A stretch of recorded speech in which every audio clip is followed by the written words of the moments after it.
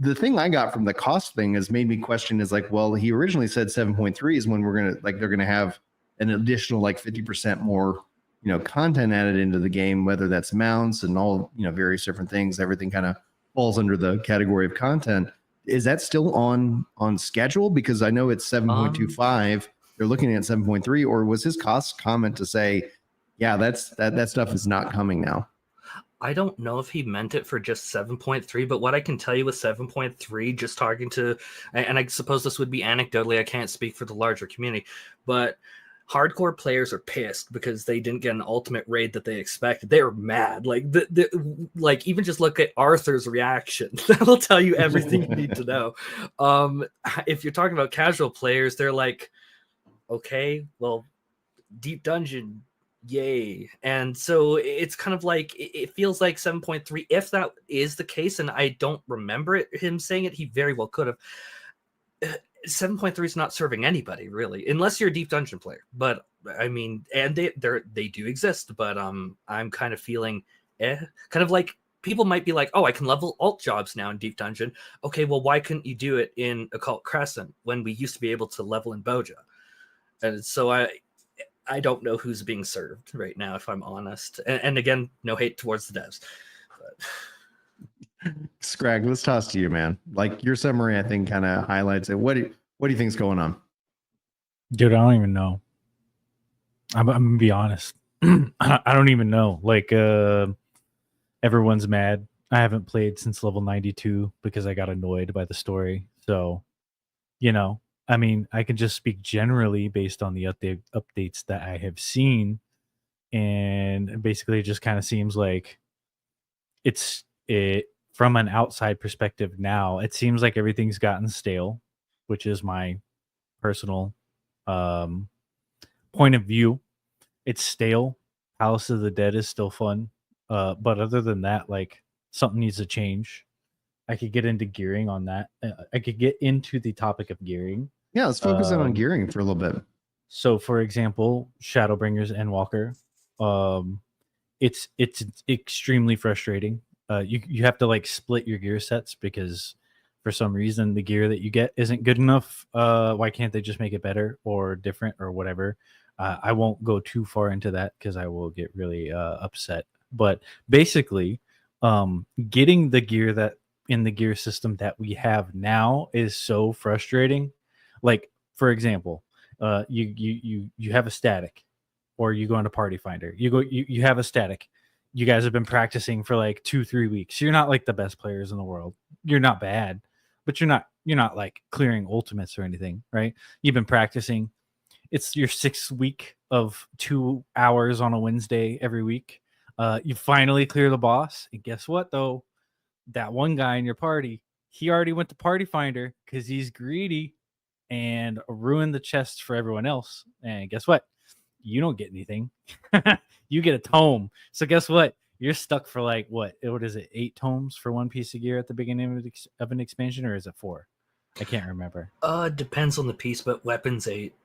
Yeah. So you're stuck for 8 more weeks probably, unless you get a drop, which if you're me, you won't. Don't worry. And then when you finally get that piece of gear, crunch the numbers, do the math, whatever. Okay, so that's like a 3% increase in DPS if you're a DPS. If you're a tank or a healer or whatever, like, I mean, how much does that actually get you? Why did you go through all that effort? I don't know. Maybe I'm just salty. Maybe I'm just bad. I don't know. But it doesn't feel good to like grind on something for months just to get like a pretty stat stick. And in my opinion, it would be a lot more satisfying if some of the stuff that you are working for, like, let's say you do an ultimate, and when you do that ultimate as a ninja, you get the equivalent of the Yagyu Dark Blade, which is a weapon I have in Final Fantasy XI. That weapon is cool as shit. It gives me Utsusemi on everybody in my entire party, which makes them unhittable for like 3 to 5 hits. That's super cool. Why can't we have super cool stuff in 14 like that? I know balancing, it won't be fair, but I don't care. It's an MMO. Right. It's not like we're killing each other in the open world. Who cares about balance?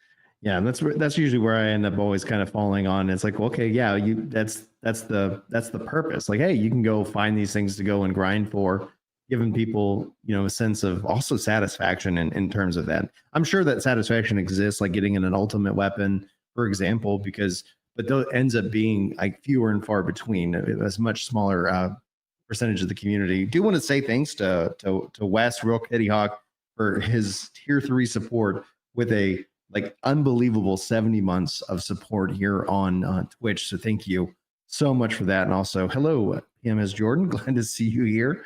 All that being said, I want to toss to Mugen because we've covered a lot in here. I'd like to get your thoughts. You came into Final Fantasy 14. You said that I was kind of one of the main content creators that you would watch.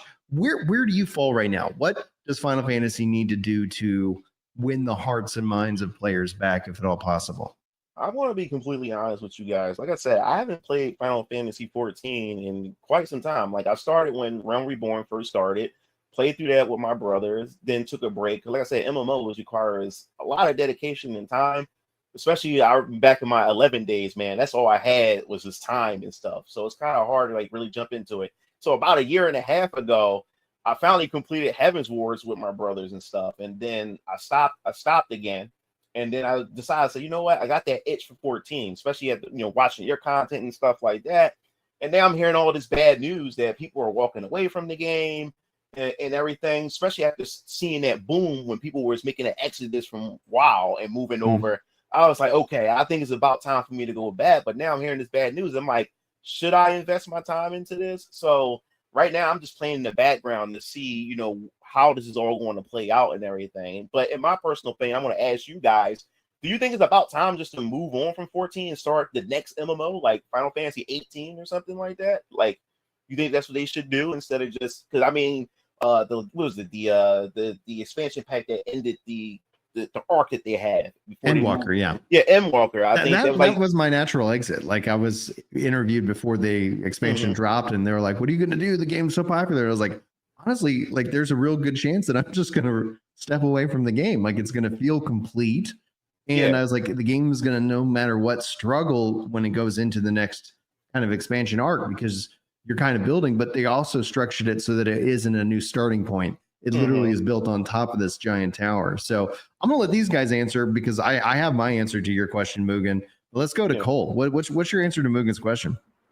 My thoughts are like especially in MMORPG, especially if you're going head to head with a game with a long story like World of Warcraft, I think it would be at this point monumentally challenging to have such a breadth and depth of content that even Final Fantasy XIV, as much as we can complain about a content drought, we have years upon years of content, and they have done some major revamps and updates to long legacy systems. Like pet responsiveness was one thing that people used to complain about with like Summoner, for instance. But in Endwalker, they massively revamped it. Like Scholar's the main class that I play, which is like the only pet class that still exists, if I'm honest. But I've never had any issue, even in the newest Ultimate Raid, Futures Rewritten. Very specific pet commands, much more responsive. Ever since that Endwalker revamp, they've done a lot of like graphics updates too. And so I think that Final Fantasy XIV, as long as Square Enix determines that it's worth the cost, I think that it absolutely has a lot of potential. Even if we look at the financial report that they released, a Square Enix financial report from a month ago, like Final Fantasy XIV is the golden goose. It is just monumental amount of revenue, monumental amount of collaborations. Even in the background, I see Magic the Gathering collab. Like 14 is not a failure by any means.